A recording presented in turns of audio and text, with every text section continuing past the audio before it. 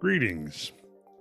Randall Carlson here. I would like to take a moment to convey to all those considering a study of the noble subject of sacred geometry a small sample of where we go and what we do in an introductory course in the subject. In my workshops and classes, I believe it is important to teach both theoricus, that is, the philosophy and symbolism so richly represented in the forms and patterns that comprise the structural matrix of the system, and also forms the basis for contemplation and meditation. But I also emphasize practicus. The practical dimension of sacred geometry is a powerful tool of creative work as well as a key to unlocking the deepest mysteries of archaic science. To this end, I employed the methods and techniques of the ancient Pythagoreans, the master builders, artists, craftspeople, musicians, and many others, now lost to history, who found in the ancient system the means of creating harmony and beauty in the world, and the fulfillment of the primordial mandate of the great Hermetic work, the building of the holy city, the uniting of terrestrial and celestial, the recreation of heaven on earth. The journey begins with the placing of a single point and the employment of compass and straight edge to open the gateway onto the vast, marvelous, and truly awe-inspiring landscape that is sacred geometry. Are you ready to embark on an adventure?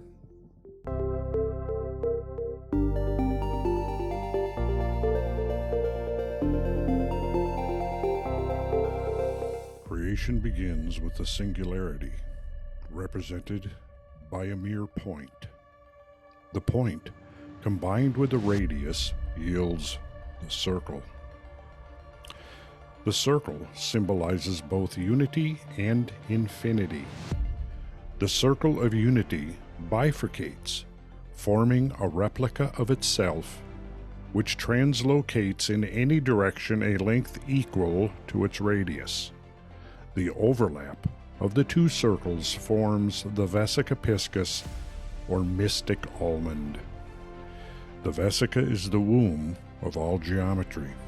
From this figure emerges the entire edifice of planar and solid geometry, and the archetypal matrix upon which the worlds are built.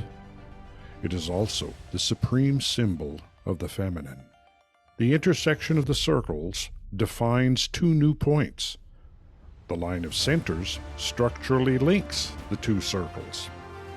Three equal radii form an equilateral triangle, symbol of the creative trinity and the fundamental form of all structure. Also, one half of a rhombus. Two equilateral triangles base to base form a rhombus whose length to width ratio is square root of 3 to 1.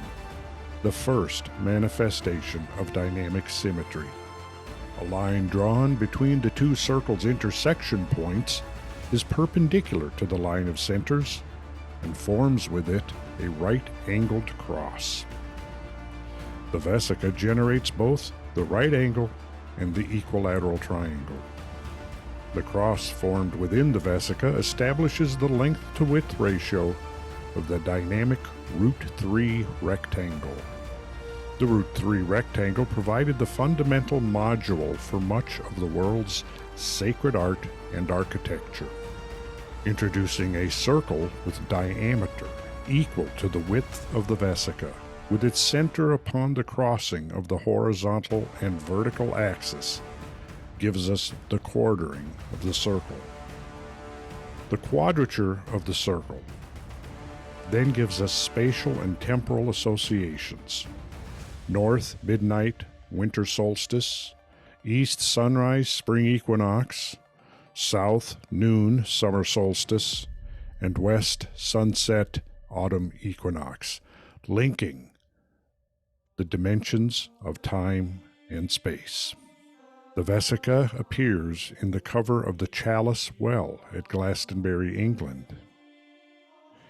It also appears in Chartres Cathedral, the Golden Book of the West, which is nothing less than a repository of Hermetic, astronomic, geomantic, and geometric symbolism. The Portal of Judgment at Chartres Cathedral is the doorway into the inner chamber of the divine sanctuary. Notice Christ seated in majesty in the tympanum above the doorway. He is seated within a vesica surrounded by the four beasts of the apocalypse, which represent the four ages of the world.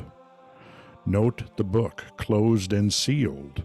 The same key unlocks both the book and the doorway. And we find the doorway itself is determined by the proportions of the vesica piscis and shows to us the root 3 rectangle.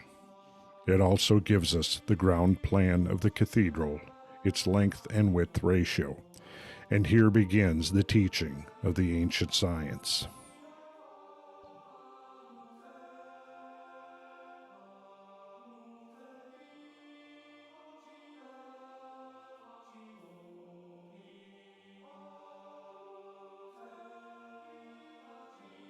I hope to see you at our next Sacred Geometry workshop. Thank you.